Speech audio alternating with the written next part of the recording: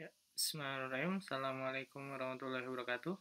Jumpa lagi di channel Kelas Kimia Lukman, channel yang membahas mengenai materi dan soal-soal Olimpiade. Ya, di video kali ini, insya Allah kita akan melanjutkan pembahasan di TO Pra KSNK yang pernah saya buat ya, dan teman-teman juga beberapa udah mengerjakan dan sudah keluar juga nilainya. Dan kali ini, insya Allah akan ada pembahasan lanjutan ya. Dan insya Allah kita di sini akan ngebahas nomor 16, nomor 17, dan nomor 18. Ya, untuk TO Pra KSNK-nya. Ya, kita bahas sedikit demi sedikit ya. Nah, sebelum dibahas, saya mau promosi dulu tentang buku yang telah saya buat ya. Ya, mungkin bagi teman-teman tuh juga udah pada tahu ya bahwa saya udah menerbitkan 3 buah buku yang semuanya itu ada di Google Play ya, atau kalau misalkan teman-teman mencari di Google Books harusnya juga ada. Saya juga ada bentuknya seperti itu. Nanti pembeliannya sama ya, bisa di lewat Google Play atau Google Books. Nah, di sini ada 3 buah buku. Ada yang pertama itu adalah materi KSNK Kimia. Nah, ini berisi materi KSNK ya, dan juga berisi soal-soal untuk latihan tiap materinya. Di sini ada, saya lupa, ada 16 modul, 16 atau 18 modul, yang nanti tiap modulnya itu ada materi dan ada juga latihan soalnya. Dan teman-teman kalau bentuknya seperti apa sih, di sini ada contoh gratisnya ya. Jadi teman-teman bisa lihat aja di sini contoh gratisnya. Bisa di-download contoh gratisnya di sini, mungkin sekitar, nah ini contohnya ya. Contoh gratisnya. Nah, seperti ini. Nah, ini ada materinya, terus nanti juga ada soal-soalnya di sini kita bisa lihat. Nah, itu nanti teman-teman bisa lihat. Nah, ini untuk buku pertama ya. Jadi khusus ini untuk KSNK saja. Nah, jadi teman-teman yang masih pemula, yang masih mau belajar buat KSNK, ya bisa di dapat bukunya gitu di. Nah, sementara buku yang kedua itu adalah buku soal pembahasan. Nah, buku soal pembahasan ini bisa dibilang adalah buku isinya hanya soal dan pembahasan saja ya. Tapi soal dan pembahasan itu ada yang tingkat kota, ada yang tingkat provinsi, dan ada di tingkat nasional. Beberapa orang tuh nanya bahwa soal pembahasan ini dari tahun berapa. Nah, sebenarnya soal pembahasan ini itu adalah gabungan dari beberapa soal, dari banyak soal yang menurut saya menarik dan menurut saya bisa merepresentasikan nilai kota ya. Jadi di sini kalau misalkan kita lihat sini ada tingkat kota, tingkat provinsi, dan juga tingkat nasional. Nah, sebenarnya juga ada soal-soal di Platnas yang pernah saya kasih ke teman-teman Platnas Aico dulu waktu saya masih ngelatih di sana. Cuman nggak ada kunci jawabannya ya. Jadi itu sebagai pengayaan aja. Kalau di sini ada pembahasannya. Bahasan tingkat kota, tingkat provinsi, dan nasional. Jadi soalnya itu bentuknya itu ya campuran. Jadi ada yang dari tahun sekian, ada yang dari tahun sekian. Biasanya kalau ada juga yang dari bikinan saya sendiri ya. Dan kebanyakan sih emang dari bikinan saya sendiri. Jadi teman-teman kayaknya nggak sulit untuk menemukan soal-soal yang seperti ini. Nah, ini mungkin ada yang saya kutip ya, di sini OSK 2013, di sini ada OS 2010, dan banyak hal lagi ya, tapi kebanyakan sih soalnya itu saya yang buat sendiri gitu. Seperti itu. Ini adalah buku soal dan pembahasan ya. Jadi kalau buat teman-teman yang merasa materinya udah cukup nih, saya mau beli soal aja lah, ya ya udah beli ini aja gitu. Nah, yang terakhir itu adalah materi di struktur ya.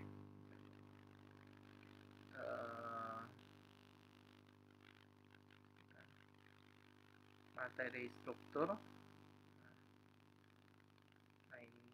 Nah ini struktur. Nah, ini materi Olimpiade Kimia di bagian struktur. Kalau ini khusus materi saja, tapi ini materinya dan ada contoh soalnya juga di sini. Dan ini materinya itu akan digabung dari tingkat kota sampai tingkat nasional. Jadi di sini, tapi ini khusus bagian struktur ya. Jadi kalau struktur saya ya berkaitan dengan struktur atom, struktur molekul, struktur ion kompleks, dan ikatan interaksi antar molekul sampai struktur zat padat yakni tentang kristal. Jadi ini hanya berisi materi dan contoh soal dari struktur ya, seperti itu. Materi bagian tentang struktur. Insya Allah nanti bakalan terbit lagi buku-buku bagian sebelumnya. Jadi kalau misalkan teman-teman mau menguasai seluruh materi tingkat kota, provinsi, dan nasional secara komprehensif, itu bisa beli buku ini. Tapi ini untuk struktur aja. Nanti bagian kedua tuh ada yang bagian apa analisisnya, bagaimana cara menganalisis, metode analisisnya, ada juga bagian dari sistem kimia, nanti di situ ada keseimbangan, ada bagian juga dari energetikanya, seperti itu. Oke, di sini kalau di contoh soalnya ini ada pembahasannya ya, jadi teman-teman bisa belajar banyak lah di sini. Jadi tiap ini ada pembahasannya. Nah, itu sedikit promosi dari buku yang saya punya. Jadi ada 3 buku ya, selama sampai saat ini alhamdulillah udah ada 3 buku. Nanti insya Allah bakalan terbit buku-buku yang lain. Ditunggu aja. Ya, sekarang lagi tahap penyusunan. Nah, sekarang kita masuk ke pembahasan soalnya ya. Jadi pembahasan soalnya soal nomor 16, 17, dan 18. Nah, di sini ditanya adalah kita punya data PKA ya. PKA dari masing-masing asam. Ada asam fosfat, glutamat, sitrat, aspartat, dan EDTA. Nah, dia punya PKA 1, PKA 2, dan PKA 3.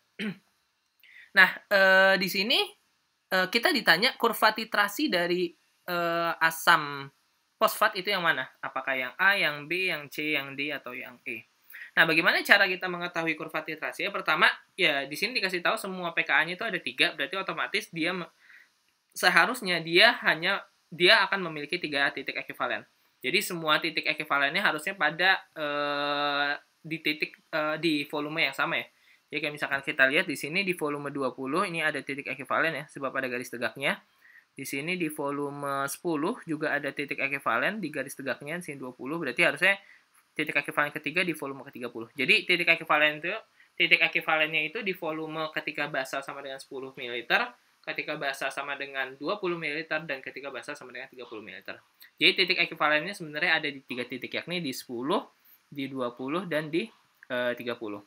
Nah, tapi yang jadi masalah adalah ternyata kalau misalkan kalian pelajari ini, teman-teman yang ikut pelatihan sama saya pasti udah pernah tahu ya, bahwa meskipun ada 3 titik ekivalen, tapi sebenarnya ketika kalian titrasi itu kalian tidak bisa membaca seluruh titik ekivalennya. Banyak seperti itu. Kenapa? Karena salah satunya adalah ketika jarak antara PKA 1 dan PKA 2 itu terlampau dekat. Kalau jarak PKA 1 dan PKA 2 itu terlampau dekat, itu biasanya kurang dari rentangnya itu kurang dari 2 atau bahkan mendekati 2, ya, sekitaran 2, maka otomatis nilai PKA-nya itu tidak akan terbaca. Nilai titik ekivalen itu tidak akan terbaca. Karena apa? Karena dia masuk ke dalam buffer. Kayak misalkan di sini sitrat. Sitrat di sini kita bisa lihat range dari PKA 1 ke PKA 2 itu tidak sampai 2. Begitu juga dengan range PKA 2 ke PKA 3 itu juga tidak sampai 2. Maka otomatis nanti titik ekivalen pertama dan titik ekivalen kedua dari sitrat itu tidak akan terdeteksi. Maka kalau misalkan kita lihat dari sitrat ini hanya bisa terdeteksi titik ekivalen ketiga. Maka sebenarnya kalau misalkan kita lihat yang cocok dari sitrat itu apa? Ya cuman ini. Nah, karena dia hanya bisa mendeteksi titik ekivalen ketiga. Sementara di kurva lain itu masih bisa terlihat titik ekivalen kedua, ketiga, ini kedua, ketiga, ini juga kedua, ketiga, ini ke satu, kedua. Nah, seperti itu. Jadi ini sitrat udah pasti D. Nah, tapi yang kita tanya, bagaimana dengan fosfat? Nah, dengan fosfat. Nah, fosfat ini jarak di antara PKA 1 dan PKA 2 itu relatif tinggi. Jadi kita bisa lihat di sini jedanya itu 5. Di sini juga jedanya cukup tinggi ya, ini 5. Kalau misalkan kita lihat karena jedanya ini sampai 5, maka harusnya kita bisa melihat titik ekivalen pertama, titik ekivalen kedua, dan titik ekivalen ketiga dari asam fosfat. Tapi yang perlu kita perhatikan adalah asam fosfat di sini PKA 3-nya itu 12,3. Nah, biasanya untuk kurva titrasi asam dengan basa, baik asam kuat dengan basa kuat atau asam lemah dengan basa kuat, itu garis atasnya itu berkisar pada pH 11,5 sampai 12. Artinya apa? Artinya titik akhir nih pH di atas ini itu biasanya di pH 12. Jadi kalau misalkan kita titrasinya itu mau habis, itu mau selesai, itu pasti dia atau titrasinya sudah lewat dari titik ekivalen terakhir, maka itu biasanya pH-nya itu mendekati ke 12 ya, asimtotnya ke 12 ya, ke pH 12. Nah, ini menyebabkan apa? Menyebabkan kalau misalkan di asimtot ke pH 12, maka PKA 3-nya itu titik ekivalen ketiga dari asam fosfat itu bisa saja tidak terlihat gitu karena dia mendekati ke titik maksimum ini. Maka otomatis dari sini kita bisa lihat kita bahkan melihat secara jelas titik ekivalen pertama dan kedua dari fosfat, tapi tidak dengan titik ekuivalen ketiga. Nah, kurva yang cocok dengan itu adalah kurva E. Jadi jawabannya itu adalah E. Seperti itu. Kalau di sini kita tidak bisa melihat titik ekuivalen pertama. Nah, titik ekuivalen pertama tidak terlihat, ini bisa saja yang hanya tidak terlihat titik ekuivalen pertama itu glutamat dan aspartat. Nah, glutamat dan aspartat. Ini tinggal kita lihat aja nih, glutamat dan aspartat ini mirip-mirip. Nah, ini bisa yang atas atau yang bawah, ini glutamat atau aspartat. Nah, ini. Terus yang ini dia bisa melihat titik ekuivalen kedua dan titik ekuivalen ketiga, tapi tidak titik ekuivalen pertama. Maka berarti yang yang cocok itu adalah ini. Dia tidak bisa melihat titik ekuivalen pertama, tapi dia bisa melihat titik ekuivalen kedua dan titik ekuivalen ketiga. Berarti EDTA. Berarti ini EDTA. Ini aspartat atau glutamat, ini bisa salah satunya. Ini sitrat, ini EDTA, dan ini adalah baru asam fosfat. Seperti itu. Mungkin itu sedikit penjelasan ya dari. Jadi jawabannya E. Nah, di sini jawabannya E ya. Mana itu? Jawabannya E. 16. Ada penjelasan juga. Sekarang kita bahas nomor 17. Nah, di nomor 17 kita punya suatu asam, cuma nilai pKa-nya itu 8 ya. Dengan konsentrasi adalah 0,1 molar dan volume 10 ml. Dititrasi dengan NaOH 0,1 molar. Agar H plusnya itu lebih besar dari OH min, maka maksimal volume NaOH yang ditambahkan adalah berapa? Nah, ini kita pakai buffer ya. Pakai sistem buffer. Kita bisa lihat di sini misalkan adalah, bukan ini. Kita punya Ha dan direaksikan dengan OH minus ya. Ini Ha kita direaksikan dengan OH minus. Ha kita direaksikan dengan OH minus. Ha kita itu adalah di sini 0,1 molar dalam 10 ml. Berarti otomatis Ha kita itu adalah 1 milimol. Nah, kita bisa lihat di sini 1 milimol ya. Di sini 1 milimol. Nah, berapa jumlah OH min yang ditambahkan supaya H plusnya itu masih lebih besar dibandingkan dengan OH min. Dengan kata lain apa? pH-nya masih kurang dari 7 ya. Jadi maksimal 7. Nah, kita coba cari aja misalkan Ha yang kita tambahkan karena nggak tahu, jawab aja A. Sehingga ini 1 min A, di sini min A, di sini A. Nah, kita dapat seperti ini. Nah, kita masukkan persamaan ini karena kita sudah memiliki Ha dan asam lemah dengan basa konjugasinya, yakni menunjukkan bahwa larutan ini merupakan larutan buffer, kita masukkan ke dalam persamaan buffer ya, persamaan Henderson-Hasselbalch. pH sama dengan pKa min log Ha per A minus. Nah, Ha-nya kita masukin 1 min A per A minusnya kita masukin A. Kita dapat A-nya itu adalah 1/11. Nah, cuman A-nya itu dalam milimol ya, karena kita dapat dalam milimol. Nah, bagaimana dalam mililiter? Ya, dibagi saja dengan konsentrasinya. Dibagi dengan 0,1, kita dapat 10/11 mililiter.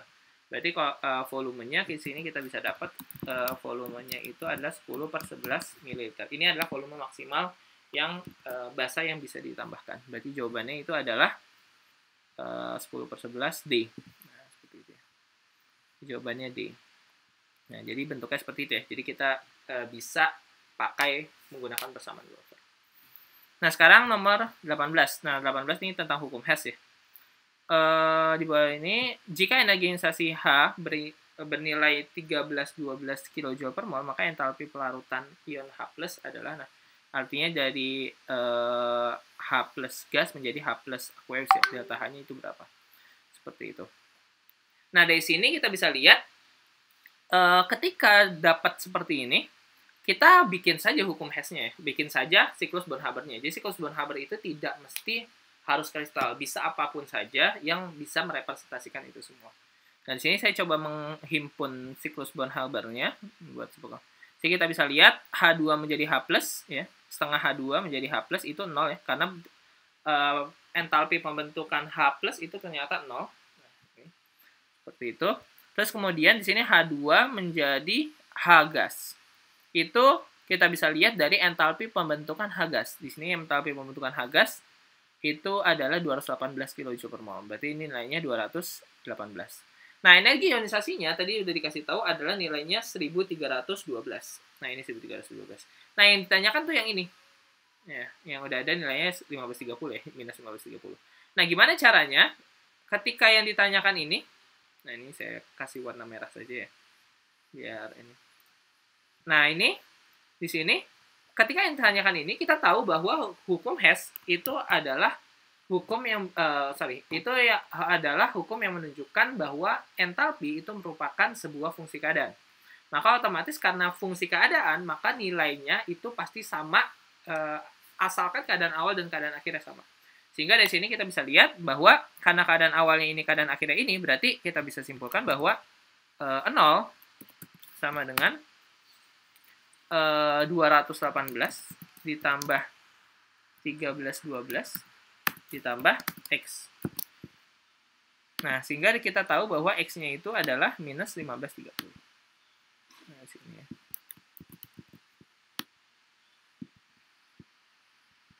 Kita bisa dapat X-nya itu adalah minus 1530. Sip. Nah, bentuknya seperti ini ya. Minus 1530, berarti di sini X ini 1530 kilojoule seperti itu. Oke, nah ini untuk jawabannya ya, minus 1530 kilojoule. Sip. Nah, berarti jawabannya E. Ya, mungkin sekian aja untuk video kali ini, nomor 16, 17, dan 18. Sampai jumpa di video-video selanjutnya yang insya Allah masih akan membahas mengenai ini ya, TO yang saya pernah ini lakukan. Nah, ini masih lama ya, masih sampai 40. Cuman selebihnya ini adalah kimia organik, jadi nggak terlalu nggak terlalu lama untuk dibahas. Ya, mungkin sekian aja. Terima kasih. Sampai jumpa di video-video selanjutnya. Jangan lupa di like, comment, dan subscribe. See you later. Assalamualaikum warahmatullahi wabarakatuh.